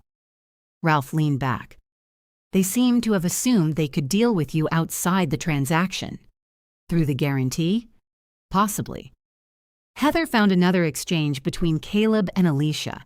Caleb had written, "She'll sign if I keep it routine. Once the renewal is done, we can address the Class A issue after the visit." Alicia replied, "Do not call it Class A in email. Andrew's team may receive records later." I put my hands flat on the table. There was the complete shape of it. They needed my guarantee to keep the existing loan steady. They needed my ownership to disappear long enough for Chesapeake to believe their story. After the investor committed, they intended to address me from a stronger position. Maybe they planned to offer money. Maybe they planned to pressure me. Maybe Caleb believed I'd sign whatever he placed in front of me because I always had. The missing photograph and the false ownership weren't separate cruelties. They were one business task. Remove the old founders. Renew the useful mother. Sell the clean story. Heather asked, "Do you want to stop for today?" "No, you've been here since 9. "I know." Ralph closed the proposal. "We have enough to establish why they concealed the deal, but not enough to decide what I can do. That's a different question." I looked at the operating agreement beside him, then answered that one next. He rested his hand on the cover. "I need to review several provisions carefully." "How long?" "Tomorrow morning." I gathered my notebook and stood. My phone lit up before I reached the door. A message from Caleb. "Please come to dinner Sunday. Alicia wants to make peace before Founders Night." I showed it to Ralph. He read it and handed the phone back. "What will you say?" I looked at the Chesapeake proposal still open on the table. "I'll tell him I'm available," I typed. "I'll come at 6, Caleb replied with a heart. I placed the phone face down. The next morning, Ralph had the original operating agreement on the conference table, not a copy. The signature pages carried blue ink. Lewis's handwriting leaned slightly to the right. Mine sat beneath it. I touched his initials at the bottom of one page. Ralph said, "I've reviewed the removal provision." Heather sat beside him with a binder of printed records. "What does it say?" I asked. "You can remove a managing member for cause." "By myself?" "As the controlling Class A member, yes. What counts as cause?" He turned the agreement toward me. "Fraud, willful misconduct, or material misrepresentation involving company business. It specifically includes false statements to a lender or investor." I read the paragraph. The language was denser than his explanation, but the meaning was there. I asked, "Did you put that in?" "Lewis asked for it." I looked at his initials again. "Why?" He said nobody running the restaurant should be able to gamble with the company's name. That sounded like Lewis. He trusted people. He still checked the locks. I asked, "Would the bank certification count?" "If we prove Caleb signed and submitted it." "And Alicia's emails? If we verify they were sent as the records show. Have we?" Heather opened the binder. The bank form contains Caleb's electronic signature certificate. It records the date, time, and email used. Could someone else have used his email? Anything is possible. But we also have his message transmitting the document to Dennis. She showed me the email. Attached is our completed certification confirming Alicia and me as equal owners. Caleb had written that himself, or at least sent it from his account. Heather turned several pages. The investor messages include normal server information. They were sent from Alicia's company address. The presentation properties list her as the creator. And Caleb? He received the messages. In several places, he approved the ownership language. She pointed to one reply. Looks good. Keep Mom out until after committee. I read it without speaking. Ralph said, for removal purposes, we don't need to prove which of them invented the plan. We need evidence that each managing member participated in a material misrepresentation. And we have that? Yes. The word landed quietly. No music, no raised voice. Just yes. I sat down. What happens if I remove them? They stop managing the company. They lose authority to sign contracts, control accounts, direct staff, or act for the restaurant. Do they stop owning their shares? No. Removal from management isn't the same as taking their ownership. Do they still receive money? Any distribution tied to ownership would continue unless another provision applies. Their management salaries would stop. And the restaurant? You would need someone to run it immediately. I thought of Nicholas. He knows the floor. He does. But don't promise him anything yet. I won't. Also, removing both managers at once creates practical risk. Payroll, food orders, reservations, liquor records. Someone must have access. Could I take control temporarily? Yes. You already have the authority. Whether you want the daily work is another question. I don't. Then we arrange support. Heather said, the bookkeeper appears reliable. Most recurring payments are documented. The restaurant won't stop functioning because 2 titles change. I looked between them. Can Caleb and Alicia challenge me? They can challenge anything, Ralph said. That doesn't mean they'll win. What would they argue? That the statements weren't material, that they were drafts, that they misunderstood the forms. The bank form wasn't a draft. No, and the investor was offering $2,400,000. Yes. Would that make the lie material? Very. I closed the agreement. What do we need before Founders Night? Ralph studied me. Are you planning to act there? I'm planning to be ready. That isn't the same answer. It's the only one I have. He accepted that. Heather gave me a comparison packet. The left column showed the true ownership. The right showed what Caleb and Alicia had reported. 55% beside my name on one side, nothing beside it on the other. Behind that were the original photograph, the cropped version, the bank certification, and the investor presentation. Every page had a source note and date. I asked, why include the photograph? It isn't legal proof of ownership, Heather said, but it shows how the founder's story was changed. Ralph opened another folder. Inside was a written consent form. My name appeared at the top as controlling Class A member. Below it were 2 separate resolutions. One removed Caleb as managing member for signing false lender disclosures. The other removed Alicia for directing false investor disclosures. Neither was signed. You prepared these already? I asked. I prepared them so you understand the mechanism. If I sign now, are they removed now? Yes. I moved the pages away. Then I'm not signing now. Good. That surprised me. You think I should wait? I think you should decide with the business transition ready. Once signed, we notify them. The bank, staff with authority, and any investor relying on false information. Andrew.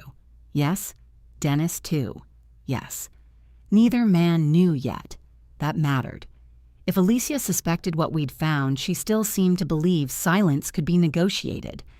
I asked, can the restaurant enter the Chesapeake deal without me? No. Can they change the company name? Not without Class A approval. Can they sell ownership? Not as proposed. Can they force me out? No. I picked up the unsigned resolutions.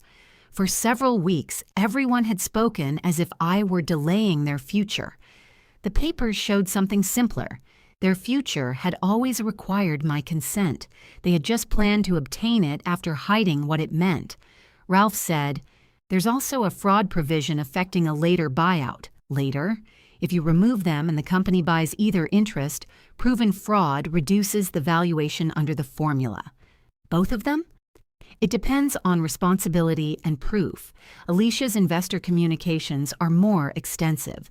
Caleb's lender statement is serious, but the records show she drove the presentation and ownership narrative. I put that aside. I'm not deciding buyouts today. You shouldn't. Heather closed her binder. One more verification is pending. What?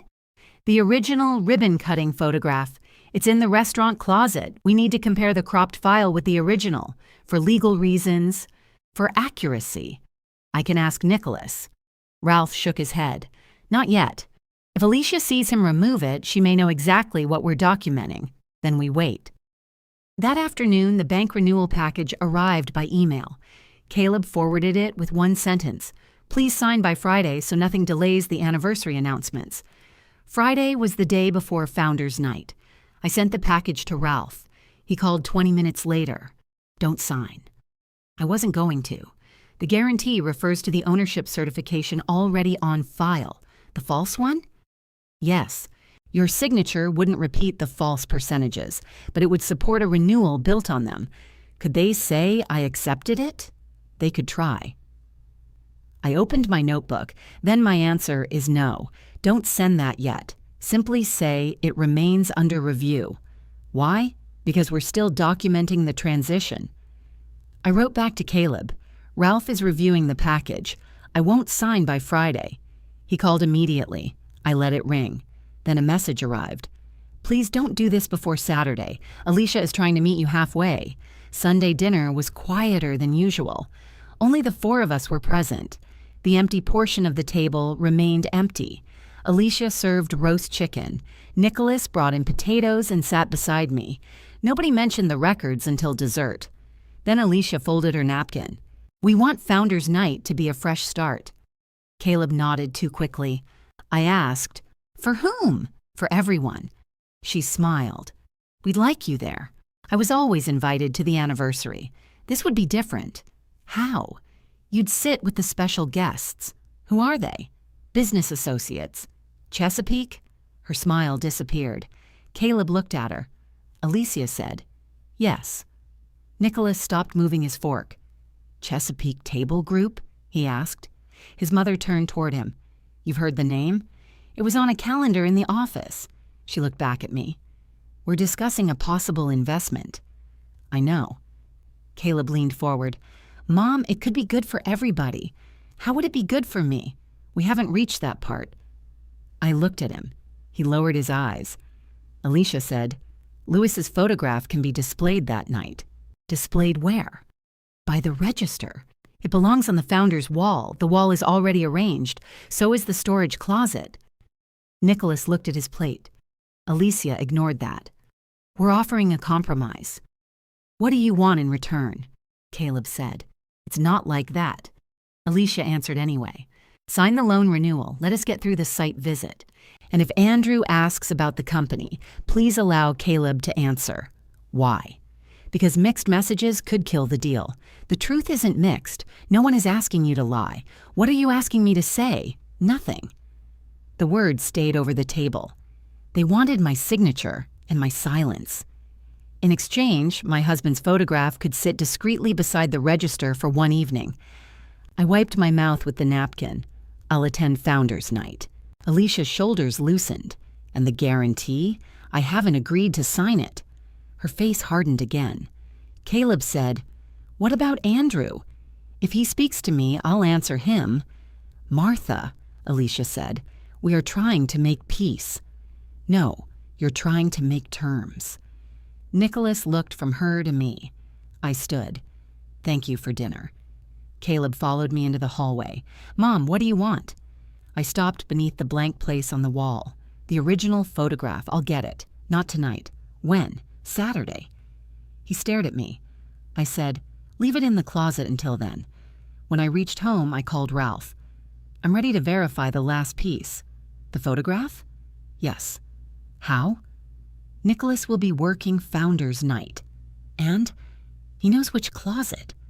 Ralph was quiet. Then he said, Bring the unsigned resolutions with you Saturday. I looked at the folder on my table. Both of them? Both. I placed them inside the blue folder. The comparison packet went behind them. My operating agreement went at the back. I closed the folder and left it on the kitchen table. On Saturday morning, I woke before 6. Founders Night didn't begin until 5, but I couldn't sleep. I made coffee and watered the rosemary. Then I ironed the dark green dress I'd worn on Lewis's birthday. The dress still carried a faint crease from lying beside his photograph. At 9, Erica came over. She brought biscuits and didn't ask whether I wanted them. "You look pale," she said. "I haven't put on makeup." That isn't what I meant. We ate at the kitchen table.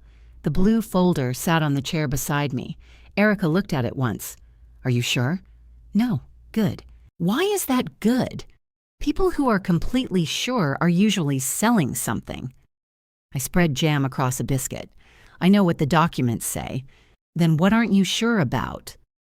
"My son." She reached for her coffee. "What part?" "Whether he'll tell the truth before I make him." "Has he so far?" "No." "Then don't depend on a new personality arriving before dinner." I looked at Lewis's photograph. He cried. People cry when two things hurt at once. What two things? What they did and what it may cost them. I didn't answer. At 11, Heather called. "The photograph file matches," she said. "How did you verify it?" Nicholas sent Ralph a clear picture of the original while the closet was open. "Does Alicia know?" "Not as far as we know." "And the crop, same image." "The file used in the presentation removed you and Louis." I closed my eyes. Even after everything else, I had hoped there might be another opening day picture. There wasn't. "Thank you," I said. "Ralph and I will arrive before 5. Bring everything." "We will." When the call ended, I opened the blue folder. I looked at the unsigned resolutions. Then I took out my fountain pen and placed it inside the folder's front pocket. I didn't sign anything. At 3, I showered and dressed. I wore Lewis's watch. It was too large for my wrist, so I fastened it one hole tighter than he had. Before leaving, I stood by the kitchen table. The small opening day photograph remained there. I almost took it with me. Then I remembered Alicia's offer. Discreetly by the register. No. The original was already inside the restaurant. They'd put it in a box. They could bring it out themselves. I drove into Easton at 4:30. Dover Street was crowded. White lights had been wrapped around the trees. A small sign near the corner directed guests toward anniversary parking. The restaurant's front windows were covered with cream-colored curtains. 2 staff members stood outside with trays of sparkling wine. Above the entrance, the old Peterson's Table sign had been hidden beneath a long black cloth. I stopped on the sidewalk. Nicholas came through the door. He wore a clean white shirt and a dark tie. "Grandma." He hugged me. I nodded toward the covered sign. "What's under that?" He looked uncomfortable. "They wouldn't tell the staff. You know, I saw the work order." "What does it say?" "The table." I looked at him. "Peterson is gone?" He nodded. "So is the apostrophe." That sounded like something Lewis would have noticed. Nicholas said, "Dad told everyone it's only for the new brand. This is the original building." "I know." "Did you ask him?" "He said not tonight." I touched the folder beneath my arm. "Where's the photograph?" "Still in the closet." "Did your mother put it by the register?" "No, there were flowers by the register instead. Tall white arrangements that blocked part of the dining room." "Did you remind her?" "Twice." "What did she say?" "Later." "Of course." I asked, "Is the closet locked?" "No. Leave it that way." His eyes moved to my folder. "Grandma, what's happening tonight?" "I'm going to listen." "To what?" "What your parents say when they believe nobody will correct them." He looked toward the dining room. "Should I be worried?" "You should do your job. What if they ask me something?" "Tell the truth." He nodded slowly. Then a server called his name, and he went inside. The restaurant had been polished until it barely looked used. The brass fixtures shone. New menus stood at every place. The founder's wall now held a large framed logo. The table. Beneath it were the words, "Established in Easton." No year, no names, no photograph. Alicia crossed the room toward me. She wore a fitted blue dress and carried a small wireless microphone. "You came." I said I would. Her eyes dropped to my folder. "What's that?" "Papers." "What papers?" "Things I may need." Her smile held. "Could you leave them in the office?" "No. We're trying to keep the tables uncluttered. I'll keep them on my chair." She lowered her voice. "Please don't create an issue tonight. I haven't spoken to anyone. Andrew may introduce himself. Then I'll be polite. And if he asks about the business, I'll be truthful." Her jaw shifted. "We discussed this. You discussed what you wanted." Caleb came over before she could answer. He hugged me. His hands shook against my shoulders. "Mom, you look nice." "Thank you." He glanced at the folder, too. "Did you bring the guarantee?" "No." His face changed. Only for a second. Alicia said, "Guests are arriving." Caleb forced a smile. "We'll talk later." They moved away together. I was seated near the back of the main dining room, not with the special guests. My place card was at a small table beside the service station. Ralph sat on my left. Heather sat on my right. Erica had been invited at the last minute after Ralph gave up his guest seat. She sat directly across from me. She looked at the swinging kitchen door. Lovely view. Very active. Maybe we'll get fed first. Ralph arrived carrying a black case. He set it beneath his chair. "Everything is here," he said. Heather placed a slim binder on her lap. Neither of them opened anything. At 5:15, the curtains were removed from the windows. The room filled quickly. Restaurant staff stood near the bar. Regular customers crowded around small tables. Local business owners shook hands with Caleb. Dennis Garza arrived with his wife. Caleb greeted him warmly and introduced him to Alicia's guests. Dennis saw me and raised one hand. "Martha." "Good to see you." "You too, Dennis." He started toward me, but Alicia touched his arm and guided him toward the front. A moment later, she brought Andrew Bush into the dining room. I recognized him from a photograph in the Chesapeake materials. He shook Caleb's hand for the cameras. Then he stood beside Alicia beneath the new logo. He didn't look in my direction. Why would he? According to every document he had received, I was an elderly relative with an old financial connection. At 5:30, Alicia tapped the microphone. The room quieted. 10 years ago, Caleb and I opened these doors with a simple idea. She paused while people applauded. Caleb stood beside her. I watched his face. He knew the sentence wasn't true. Alicia continued. "We wanted to create a place that belonged to this community. We had very little except determination, a few family recipes, and each other." Erica looked at me. I kept my eyes forward. Alicia spoke about long nights, small loans, and borrowed furniture. She didn't mention the savings Louis and I provided. She didn't mention the months we worked without pay. She didn't mention who found the building or signed the first lease. Then she turned to Caleb, my partner in everything. He kissed her cheek. The room applauded again. Caleb took the microphone. He thanked the staff. He thanked the customers. He thanked Alicia for believing in him when Peterson's table was only an idea. His voice caught slightly on the old name. I waited for him to look at me. He didn't. He said, "We built this from the ground up." That was his choice, not Alicia's tone. Not investor pressure. His sentence. At 6, everyone moved outside for the sign unveiling. I stood between Ralph and Heather near the back of the crowd. Nicholas remained beside the door with the staff. Alicia counted down. The black cloth dropped. The table appeared in bright brass letters above the restaurant Louis had named. People cheered. Andrew shook Caleb's hand. Cameras flashed. I heard someone behind me say, "The new name felt cleaner." I looked through the window at the founder's wall. The logo inside matched the sign outside. Louis's photograph remained boxed in the closet. We returned to our seats for dinner. Andrew sat at the center table with Caleb, Alicia, and Dennis. Between courses, he moved around the room, speaking with guests. When he reached our table, Alicia appeared beside him. "Andrew, this is Caleb's mother, Martha." He offered his hand. "Mrs. Peterson, I've heard wonderful things about the family support behind this place." "Family support?" I shook his hand. "How nice." Alicia touched his elbow. "We should let them eat." She led him away before he could ask anything else. Ralph leaned toward me. "They're committing to the representation." "I know. Are you ready?" "Not yet." Dessert came at 8, lemon cake again.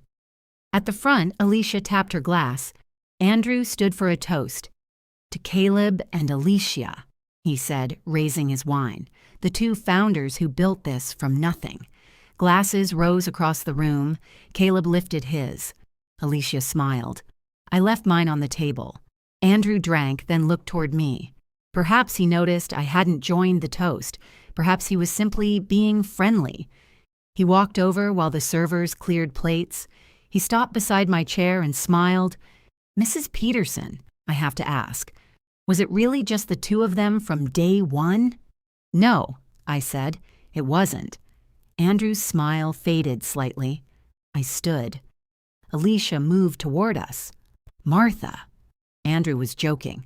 "I wasn't, actually," he said. The room had begun to quiet. I looked at him. "Louis and I founded this restaurant with Caleb and Alicia. We supplied the original capital. Louis found this building.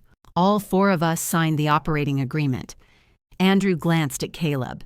Caleb set down his glass. I continued. "Since Louis died in 2022, I've held the controlling 55% of Peterson Kitchen Holdings." Andrew's face changed completely. Dennis stood at the center table. Alicia said, "This isn't the time. It's exactly the time." I said. Heather placed the comparison packet on the table. Ralph opened his black case and stood beside me. Andrew looked from them to me. "You own 55%? "Yes. That is not what we were told. I know." Alicia stepped between us. "This is a family disagreement about an old operating agreement." Ralph said, "The agreement is current." She turned toward him. "You have no right to address our guests. I represent the controlling member." The room was silent now. Even the kitchen door had stopped swinging. Caleb came toward me. "Mom, please. We can handle this privately. You handled it privately for nearly a year." His mouth opened. Nothing came out. I handed Andrew the first page of Heather's packet. "This is the signed ownership schedule." He read it. Then Heather gave him the ownership certification Caleb had sent to Talbot Bank. Andrew placed the pages side by side. "Caleb, this says you and Alicia each own half." Caleb looked at Dennis. Dennis had already come closer. He took the bank form. "Where did you get this?" he asked. "From the company records," Heather said. "It was transmitted to your bank from Caleb's business email." Dennis read the signature page. His face tightened. "This is the certification in our file." I said, "It isn't true." "No," he answered. "It clearly isn't." Alicia reached for the packet. Andrew moved it away from her. She said, "We were simplifying operational ownership." Heather spoke calmly. "The form asks for legal ownership." Alicia's voice rose. "You don't understand the conversations behind this." "I reviewed them," Heather said. She opened the investor presentation to the founder's slide. The cropped photograph appeared beneath the lights. Several people in the room recognized it. I heard someone whisper Louis's name.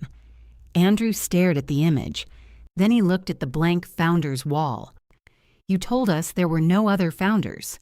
Alicia said, "They helped financially. Caleb and I built the business." Nicholas stood near the kitchen door. His face went still.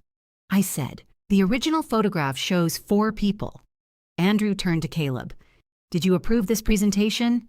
Caleb looked at Alicia. That was answer enough. Andrew closed the packet. "Chesapeake Table Group is withdrawing its proposal." Alicia's composure broke. "You can't do that in the middle of an event. I can withdraw from a transaction based on false ownership disclosures. We can correct the paperwork.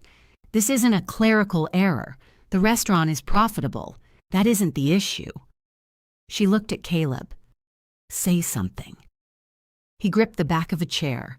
Dennis held up the bank certification. The loan renewal also has to stop. Caleb's head came up. What does that mean? It means the bank must re-review the loan under the correct ownership facts.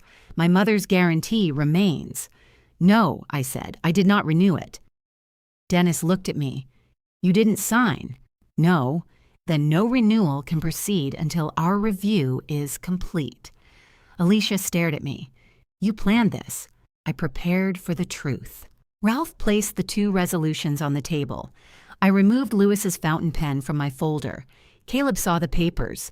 Mom, what are those? The operating agreement allows the controlling member to remove a managing member for cause. Alicia laughed once. You can't remove us. We run this place. Ralph pointed to the clause. Material misrepresentation to a lender or investor is stated cause.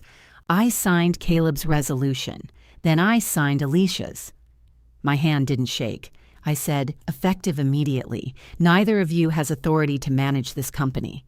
Alicia reached for Caleb. He didn't move. You're choosing a dead man over your own son, she said. No, I'm choosing the truth over both of you. I turned toward Nicholas. Can you run the floor through closing?